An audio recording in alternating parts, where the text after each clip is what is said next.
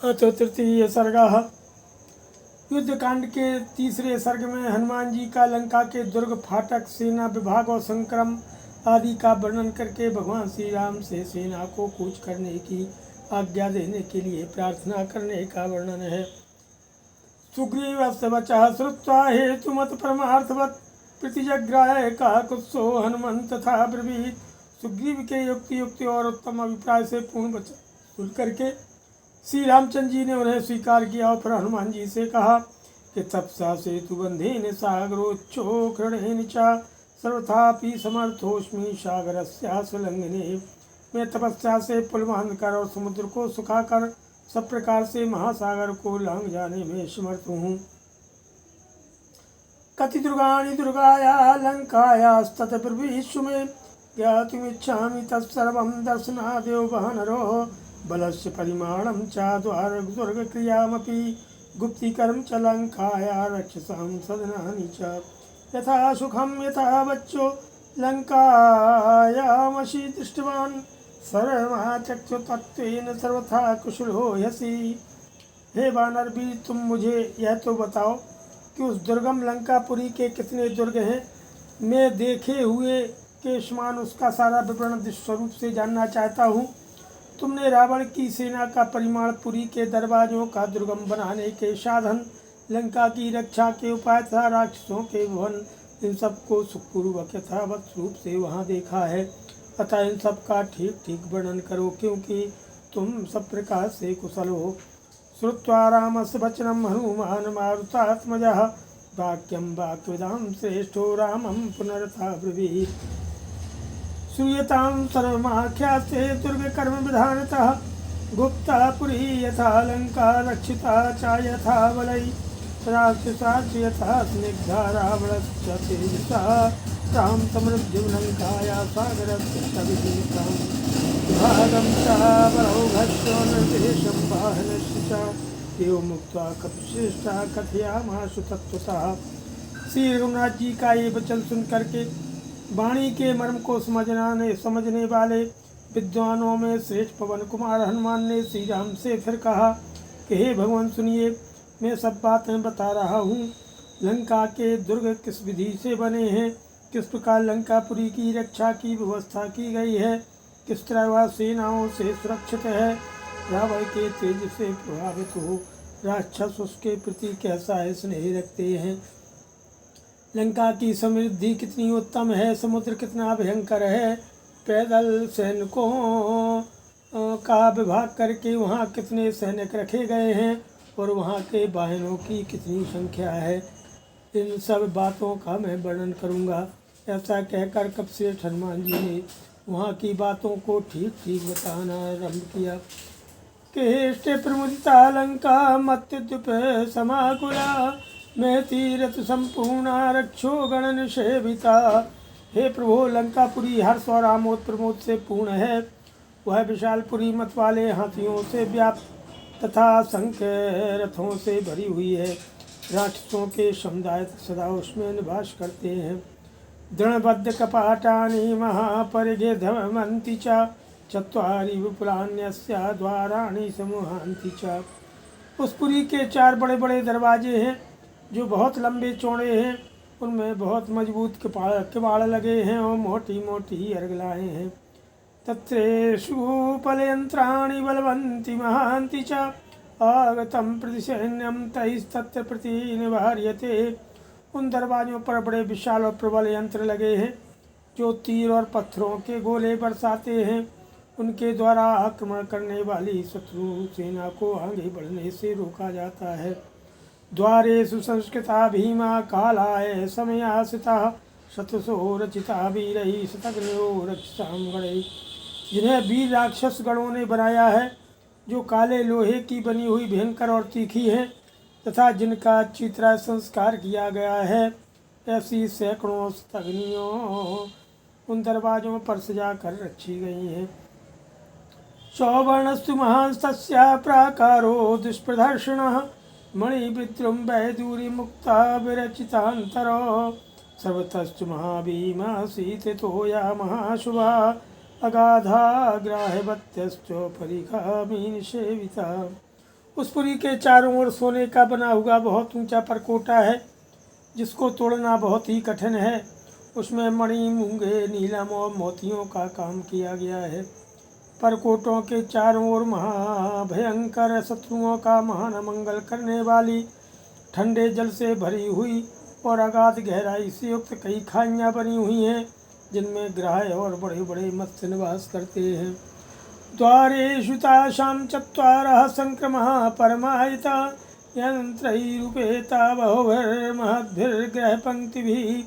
उक्त चारों दरवाजों के सामने उन खाइयों पर मचानों के रूप में 4 संक्रम लकड़ी के पुल हैं, जो बहुत ही विस्तृत हैं। उनमें बहुत से बड़े बड़े यंत्र लगे हुए हैं और उनके आसपास सड़क पर कोटे पर बने हुए मकानों की पंक्तियां हैं। त्रायन्ते संक्रमास्तत्र पर सैन्यागते सति यंत्रैरवकीर्यन्ते परिस्त्राशु समन्ततः। जब शत्रु की सेना आती है तब यंत्रों के द्वारा उन संक्रमों की रक्षा की जाती है तथा उन यंत्रों के द्वारा ही उन्हें सब और खाइयों में गिराहू दिया जाता है और वहां पहुंची हुई शत्रु सेनाओं को भी सब और फेंक दिया जाता है। एकस्तकम्प्यो बलवान संक्रमः सुमहारुद्रणः कांचनई बहुभीषम स्तंभैर्वेदिकाभिशोभिता। उनमें से एक संक्रम तो बड़ा ही सुदृढ़ व भेद्य है। वहाँ बहुत बड़ी सेना रहती है और वह सोने के अनेक खम्भों तथा चबूतरों से सुशोभित है। स्वयं प्रकृतिमापन्नो युयुत्सु राम रावणः उत्थितश्चां प्रमत्तश्च बलानामनुदर्शने। हे रघुनाथ जी, रावण युद्ध के लिए उत्सुक होता हुआ स्वयं कभी क्षुब्ध नहीं होता, स्वस्थ एवं धीर बना रहता है। वह सेनाओं के बारंबार निरीक्षण के लिए सदा सावधान एवं उद्यत रहता है। लंका पुनर्निरालंबा देव दुर्गा भयावह नादेयं पार्वतं बाण्यं कृत्रिमं च चतुर्विधम। लंका पर चढ़ाई करने के लिए कोई अविलंब नहीं है। वह पूरी देवताओं के लिए भी दुर्गम और बड़ी भयावनी है। उसके चारों ओर नदी, पर्वत, वन और कृत्रिम खाई, ये 4 प्रकार के दुर्ग हैं। स्थिता पारे समुद्रस्य दूर पारस्य राघव नौपथश्चापि नास्त्यत्र निरुद्देशश्च सर्वतः। शैलाग्रे रचिता दुर्गा सा पूर्देवपुरोपमा बाजीवार वारण संपूर्णा लंका परम दुर्जया। हे रघुनंदन, वह बहुत दूर तक फैले हुए समुद्र के दक्षिण किनारे पर बसी हुई है। वहाँ जाने के लिए नाव का भी मार्ग नहीं है, क्योंकि उसमें लक्ष्य का भी किसी प्रकार पता रहना संभव नहीं है। वह दुर्गमपुरी पर्वत के शिखर पर बसाई गई है और देवपुरी के समान सुंदर दिखाई देती है। हाथी घोड़ों से भरी हुई वह लंका अत्यंत दुर्जय है। परीखाश्च शतघ्न्यश्च यंत्राणि विविधानि च शोभयन्ति पुरीं लंकां रावणस्य दुरात्मनः। खाइयाँ, शतघ्नियाँ और तरह तरह के यंत्र दुरात्मा रावण की उस लंका नगरी की शोभा बढ़ाते हैं। अयुतं रक्षसामत्र पूर्वद्वारं समाश्रितं शूलहस्ता दुराधर्षा सर्वे खंगाग्रयोधिनः। लंका के पूर्व द्वार पर 10,000 राक्षस रहते हैं, जो सबके सब हाथों में शूल धारण करते हैं। वे अत्यंत दुर्जय और युद्ध के मुहाने पर तलवारों से जूझने वाले हैं। नियुतं रक्षसामत्र दक्षिण द्वारमाश्रितं चतुरंगेण सैन्येन योधास्तत्राप्यनुत्तमा। लंका के दक्षिण द्वार पर चतुरंगणी सेना के साथ 1,00,000 राक्षस योद्धा डटे रहते हैं। वहाँ के सैनिक भी बड़े बहादुर हैं। प्रियतम रक्षसामत्र पश्चिम द्वारमाश्रितं चर्मखंगधरा सर्वे तथा सर्वास्त्र कोविदा।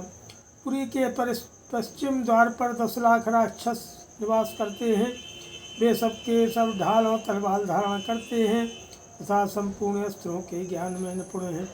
निर्बुधम रक्षसामत्र उत्तर द्वारमाश्रितं रथिना स्वाभाश्च कुलपुत्रा सुपूजिता।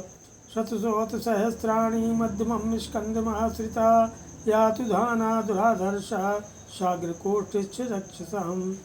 उस पुरी के उत्तर द्वार पर 1 अर्बुद 10 करोड़ राक्षस रहते हैं, जिनमें से कुछ तो रथी हैं और कुछ घुड़सवार वे सभी उत्तम कुल में उत्पन्न और अपनी वीरता के लिए प्रशंसित हैं।